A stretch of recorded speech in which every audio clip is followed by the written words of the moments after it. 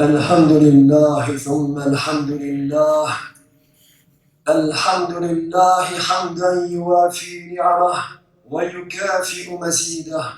يا ربنا لك الحمد كما ينبغي لجلال وجهك ولعظيم سلطانك. سبحانك اللهم لا أحصي ثناء عليك، أنت كما أثنيت على نفسك. وأشهد أن لا إله إلا الله وحده لا شريك له، وأشهد أن سيدنا محمدًا عبده ورسوله وصفيه وخليله، خير نبي أرسله الله إلى العالم كله بشيرا ونذيرا. اللهم صل وسلم وبارك على سيدنا محمد صلاة وسلاما دائمين متلازمين إلى يوم الدين. وأوصيكم أيها المسلمون ونفسي المذنبة بتقوى الله تعالى. أما بعد، فيا عباد الله، إن رمضان عند المؤمنين العقلاء هو شهر الثورة الروحية والحسية، فيه تتبدل الأحوال وتتغير الأوضاع من امتلاء إلى خلاء، ومن ري إلى ظماء، ومن انطلاق مع الرغبات إلى تقييد وحرمان، ومن غفلة ولهو إلى ذكر وترتيب. وكأن الصوم قانون إلهي للبطن والشهوات، وقانون للنفس يحكمها من الداخل لا من الخارج. فما أكثر الذين يخضعون لقوانين الأرض من الظاهر ويفسدون مقاصد هذه القوانين من وراء ستار.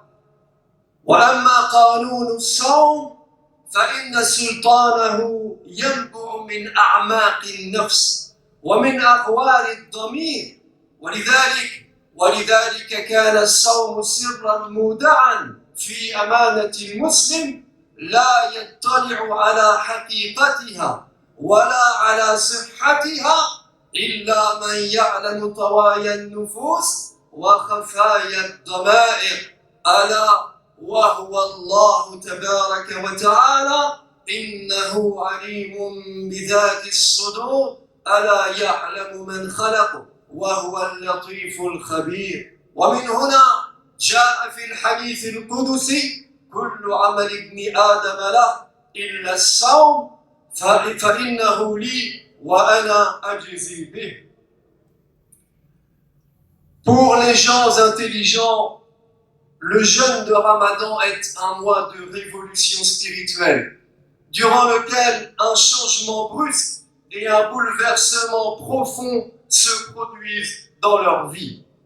Alors que leur estomac était plein toute l'année, il devient vide durant Ramadan. Alors que leur âme était rassasiée, elle devient assoiffée et affamée. Alors que leur appétit charnel était satisfait, il est privé désormais de liberté. Alors que leur insouciance était chose courante, la récitation du Coran et la remémoration de Dieu, Dhikrullah, deviennent la règle. Pour les gens intelligents, le jeûne de Ramadan est une loi divine qui régit leur être à l'intérieur comme à l'extérieur. Car si les lois humaines ont pouvoir d'obliger les hommes à respecter ces commandements à l'extérieur de leur être, les lois humaines n'ont pas pouvoir de les obliger à respecter ces commandements à l'intérieur de leur être. Alors que la loi divine, elle, régit les gens autant à l'intérieur qu'à l'extérieur, autant en public qu'en privé, autant dans la forme que dans le fond. Or, mes frères, de tous les commandements de la loi divine, il ne fait pas de doute que le jeûne est celui qui régit le plus profondément l'intérieur des gens. De fait, Qui a pouvoir d'empêcher les gens de rompre le jeûne s'ils le veulent? Et qui a pouvoir de les obliger à jeûner s'ils ne le veulent pas? C'est pourquoi, mes frères, le jeûne est comme un secret que la loi divine confie aux musulmans afin que celui-ci le garde fidèlement dans le fond de son cœur. Quant à la façon dont ce musulman va garder ce secret, nul n'en a connaissance, sinon celui qui en sonde les cœurs et qui perce les âmes, comme il est dit dans le Coran. Dieu, certes, connaît le contenu de vos cœurs et croit. Celui qui a créé, ignorerait-il quelque chose alors qu'il est le subtil, le bien informé? Ou comme il est dit dans la Sunna, par la bouche du prophète sallallahu alayhi wa sallam, chaque fils d'Adam aura la récompense de ses œuvres, sauf le jeûne, car le jeûne est à moi et moi je rétribue par lui, dit le Seigneur. ونحن نعلم جميعا يا عباد الله أن الحياة غير مأمونة العواقب فهي يوم لك ويوم عليك وكوارث الدنيا كوارث الدنيا تتنزل بالإنسان عن يمين وشمال فإذا ألف الإنسان الترف والنعيم ففاجأته الشدة أو المحنة ذل أمامها وخنع لأنه لم يتعود خشونة أو تقشفا أو تخففا في المتاع. ولذلك يقول عمر بن الخطاب رضي الله عنه أمير المؤمنين اخشوشنوا فإن النعم لا تدوم. والصوم يا عباد الله، الصوم تدريب على هذا الاخشيشان طوعا واختيارا قبل أن يكون جبرا وإرغاما. Comme chacun sait, la vie est faite de retournements de situation. Un jour, la vie te sourit, le lendemain, elle te boude. Les changements brusques et complets sont fréquents dans l'existence humaine, comme sont fréquents les événements imprévus et pénibles. Or, il va sans dire qu'une personne qui vivait depuis toujours dans le confort et le bien-être et qui connaît soudain un événement désagréable dans son existence souffrira bien plus de ce changement brusque qu'une autre personne rendue psychologiquement prête, elle, à accepter ce genre d'événement par une préparation appropriée. Eh bien, sachez-le mes frères, sachez-le, le jeûne de Ramadan est précisément cette préparation que l'islam nous donne pour nous rendre psychologiquement aptes à accepter tous les retournements de situation et à supporter tous les changements soudains dans notre existence. Comme le commandeur des croyants, Omar ibn al-Khattab, a dit à ce sujet, menez une vie austère. Menez une vie austère, car les bienfaits terrestres ne durent pas. قلنا إن الصوم هو القانون الإلهي الداخلي الروحي الذي يسيطر على أعماق النفس وخفاياها فيقودها طواعية واختيارا لا كرها ولا إجبارا. ومتى استطاع الإنسان أن يملك زمام نفسه من الداخل فقد تحكم في أسبابها واستطاع أن يقودها إلى حيث يريد. ولأن الصيام فيه هذه الباطنية وفيه هذه الداخلية التي لا يطلع على أمرها إلا الله عز وجل الذي يعلم السر والنجوى، فقد جعل الله سبحانه وتعالى هذا الصوم عملا خالصا لوجهه تزيد مضاعفة الثواب من الله عليه حتى يغمر الله عبده بفيوض من نعمته ورحمته. ولذلك يقول الحديث النبوي كل عمل ابن آدم مضاعف الحسنة بعشر أمثالها إلى 700 ضعف. قال الله تبارك وتعالى: إلا الصوم فإنه لي وأنا أجزي به يدع طعامه وشرابه من أجلي. Je disais à l'instant que le jeûne est une loi divine qui régit l'intérieur de l'individu, afin que cet individu apprenne à appliquer la loi divine au plus profond de lui-même, et qu'il apprenne à appliquer cette loi librement et sans contrainte extérieure. Or, il est bien évident qu'un individu qui apprend à se contrôler ainsi de l'intérieur sera bientôt maître de sa personne, à l'intérieur comme à l'extérieur, et pourra lui imposer ce qu'il veut, comme il veut et quand il veut.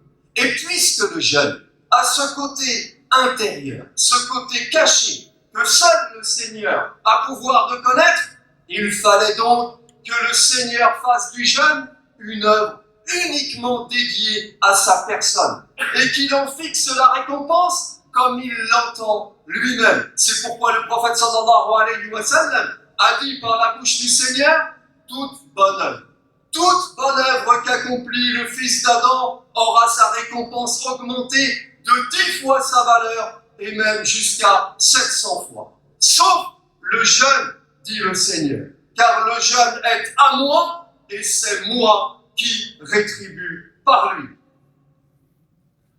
ولأن الصيام الحقيقي يحفظ النفس من الجشع والسعال والترف المهلك. قال رسول الله صلى الله عليه وسلم: الصيام جنة، أي حفظ ووقاية من المعاطف، لأنه يكسر الشهوة ويعلم العفة ويقوي الإرادة ويحقن في نفس الصائم المخلص صفة التقوى التي تتجمع من تحت لوائها الفضائل وتنأى عنها الرذائل. ويقول، ولذلك يقول تبارك وتعالى في محكم تبيانه: يا أيها الذين آمنوا كتب عليكم الصيام، كتب عليكم الصيام كما كتب على الذين من قبلكم لعلكم تتقون. Et parce que le jeûne authentique, je veux dire, protège l'individu contre l'avidité, contre la faim insatiable, contre la mollesse, contre la vie de délices, eh bien, l'envoyé de Dieu, sallallahu alayhi wa sallam, a dit à son propos: le jeûne est un bouclier, c'est-à-dire un bouclier derrière lequel le jeûneur se met à l'abri des dangers de l'existence. De fait, mes frères, est-ce que le jeûne ne brise pas les envies et les passions? Est-ce qu'il n'enseigne pas la sobriété et la retenue? Est-ce qu'il ne renforce pas la volonté et la détermination? Bref, le jeûne implante dans le cœur du croyant l'attribut général de la vertu, attribut qui inclut toutes les sortes de biens et qui exclut toutes les sortes de mal. Et c'est pourquoi Dieu dit dans le Coran: ô vous les croyants, le jeûne vous a été prescrit comme il a été prescrit à vos devanciers, afin que vous soyez vertueux. ولكن للأسف يا عباد الله إن بعض الناس لا يستفيدون من الصوم، وهؤلاء في الواقع هم الذين لا يصومون الصوم الإسلامي الذي شرعه الإسلام وأراده الله عز وجل لعباده. فهم في رمضان يقلبون الوضع ويعكسون الهدف ويفسدون الخطة، فيسرفون في الطعام إسرافا يجعل هذا البطن مخزنا لطبقات من الطعام بعضها فوق بعض، فتتلبك المعدة ويضطرب الهضم وتتأذى الأمعاء حتى يصير الواحد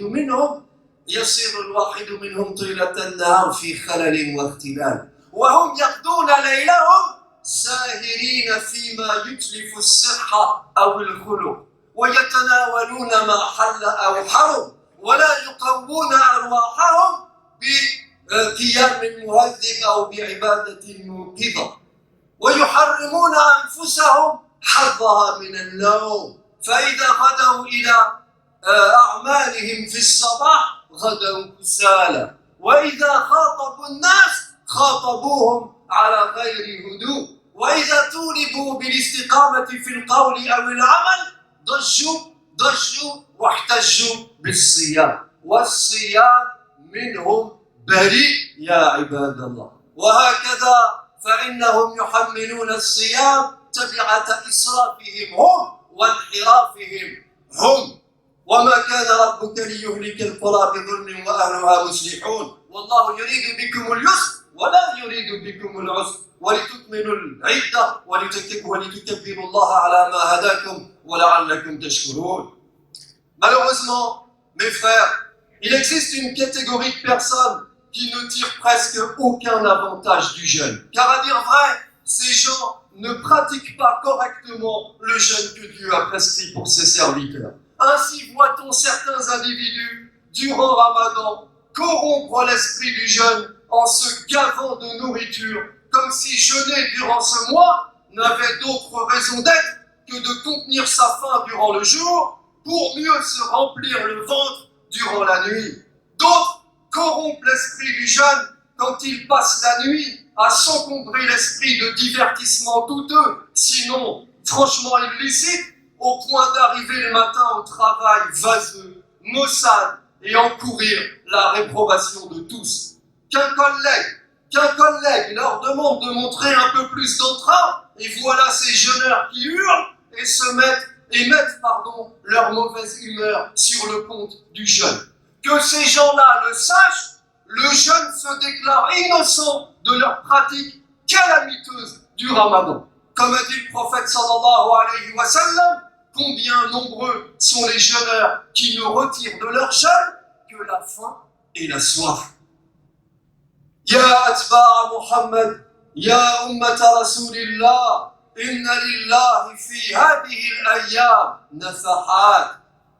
والعاقل اللبيب من تعرض لهذه النفحات لينال منها ويسعد بها، وهذا هو شهر رمضان. لم يبق منه إلا العشر الأخير، وهو موسم جليل من مواسم الطاعة والخير والبر، وفرصة من فرص التقرب إلى الله بعبادته وبذكره ومعاونة المحتاجين من خلقه وتثبيت دعائم الصلاح والإصلاح في أرضه. فلنستعين الله يا عباد الله، فلنستعين الله في أن يوفقنا في ما تبقى من شهر رمضان لصالح العمل، وأن يجعله لنا موسما من مواسم الطاعة والتقرب والتطهر والنقاء.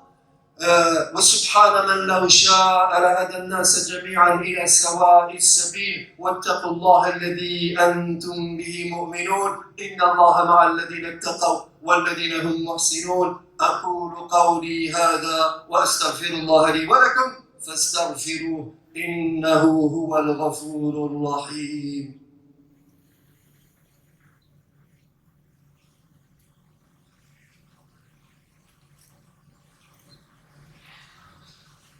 الحمد لله حمدا كثيرا كما أمر، وأشهد أن لا إله إلا الله إرغاما لمن جحد به وكفر، وأشهد أن محمدا عبده المصطفى ونبيه المجتبى ورسوله المرتضى. عباد الله، اتقوا الله فيما أمر وانتهوا عما نهى عنه وزجر، وأخرجوا حب الدنيا من قلوبكم فإنه إذا استولى أسر.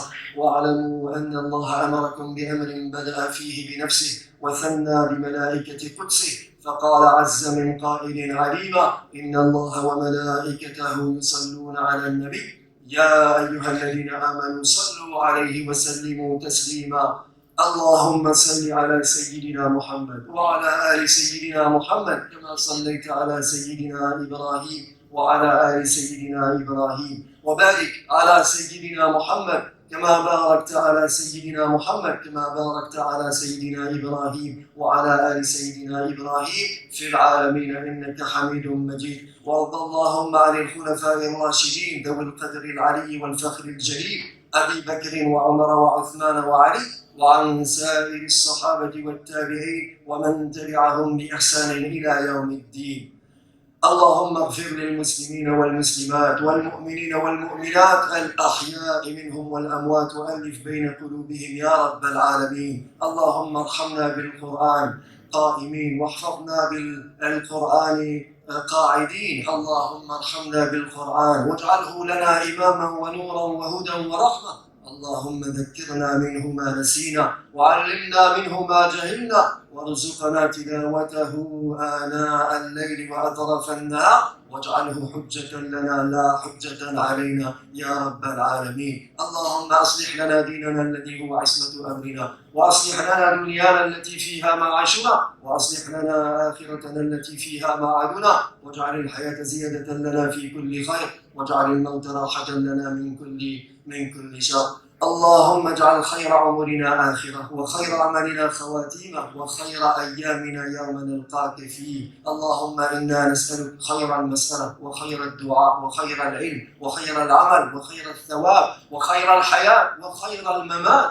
اللهم ثبتنا اللهم حقق إيماننا اللهم ثقل موازيننا. اللهم تقبل منا صلاتنا وصيامنا وقيامنا في هذا الشهر المبارك ونسألك العلا من الجنة يا رب العالمين. اللهم آتنا في الدنيا حسنة وفي الآخرة حسنة وقنا عذاب النار. اللهم اغفر لنا ولوالدينا ولمشايخنا ولأرباب الحقوق علينا ولسائر المسلمين أجمعين. آمين آمين آمين والحمد لله رب العالمين. عباد الله إن الله يأمر بالعدل والإحسان وإيتاء ذي القربى وينهى عن الفحشاء والمنكر والبغي يعظكم لعلكم تذكرون وأقيم الصلاة. اللهم اهدنا فيمن هديت وعافنا فيمن عافيت